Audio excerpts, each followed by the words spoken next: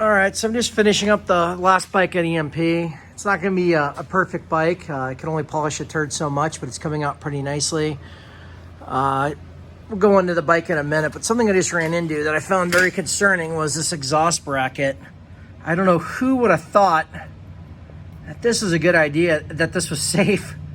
This is gonna, it bends in my hand. This is gonna break on the first lap of a race, probably in practice.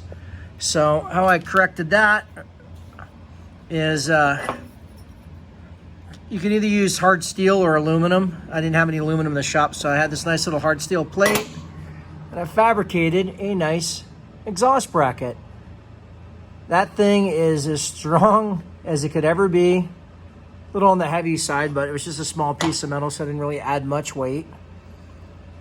But that's really what you want to use for an exhaust bracket.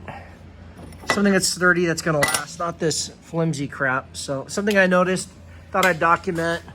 Just finishing this bike up. It's just going to be a display piece in a guy's living room. We restored some other bikes for him. It's a 1974 Rickman Montesa 250 VR. Unfortunately, some goober sandblasted the frame and screwed it all up, and then rattle canned it gray. Probably the same guy that made that bracket.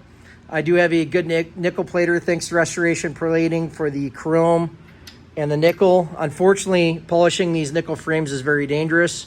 The one guy I know that does nickel said he would not do it. The client was informed that he's going to have a textured finish and was fine with that. He just wanted nickel back on it. Came out pretty decent. Less, it should be a shinier finish. They also did some of the chrome work. I mean, this is beautiful. What these guys did over there at restoration plating. Definitely their chrome work is top notch.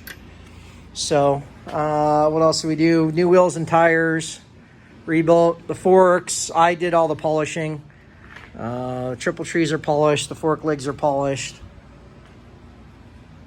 I don't know what else.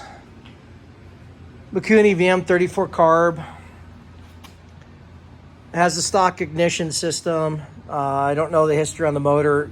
It's going to be a display piece, so we didn't spend the money going through the motor. I do feel it needs to be gone through if he's ever going to race it or ride it. Put on new ray grips.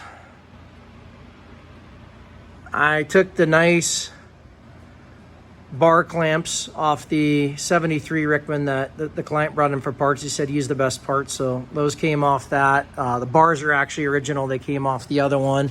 I would have had them chrome, but we didn't really have time as we're getting ready to close at the shop. The purchase and levers are off the other one. The kill switch, it's an original Rickman kill switch. I cleaned that up and polished it, and that's off the other one. Bike came out pretty nice overall. Not a perfect bike, not our usual concourse or just shy quality bike, but still a nice piece that'll look good in the living room next to the Elsinore I restored for this gentleman. If you like what we're doing out here, please smash the like button, hit the subscribe button. This will be the last build done and completed at this shop. And then we're moving on. We're moving back up to Canada. We're going to start a new channel and a new business. We have something really, really cool in store for summer 2024. Until then, I'm going to enjoy my temporary retirement and being out on the lake. Thank you for 16 years. And stay tuned for our Bronco adventure video. We're going to inform everybody on what we've had done to our Bronco. I've done some of the work myself. I had to outsource a lot just due to time and space. But we are going to drive a vintage Bronco that's only half restored, about 3,000 miles this summer. So stay tuned for that. And thanks again for supporting us for the past 16 years. We love you guys from EMP Power Sports and Marine.